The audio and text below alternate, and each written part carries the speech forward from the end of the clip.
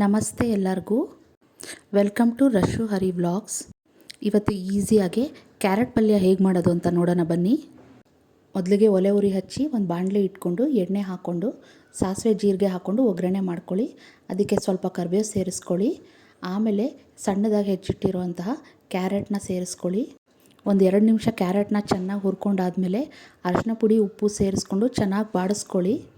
ಇದಕ್ಕೆ ಇವಾಗ ಹಸಿಮೆಣ್ಸಿನ್ಕಾಯಿ ಪೇಸ್ಟ್ ಹಾಕ್ಕೊಳ್ಳಿ, 1 ಸ್ಪೂನಷ್ಟು ಹಾಕ್ಕೊಂಡು ಚೆನ್ನಾಗಿ ಕಲಿಸ್ಕೊಳ್ಳಿ.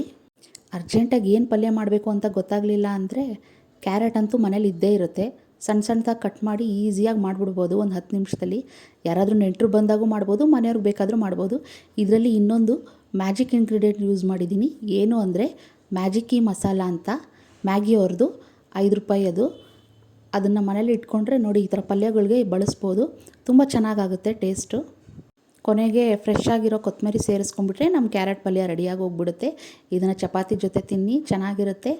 ನೀವು ಟ್ರೈ ಮಾಡಿ ಹೇಗೆ ಬಂತು ಅಂತ ಕಮೆಂಟ್ ಮಾಡಿ. ವಿಡಿಯೋ ಇಷ್ಟ ಆಗಿದರೆ ಒಂದು ಲೈಕ್ ಮಾಡಿ, ಹಾಗೆ ಫ್ಯಾಮಿಲಿ ಜೊತೆ ಶೇರ್ ಮಾಡಿ. Thank you.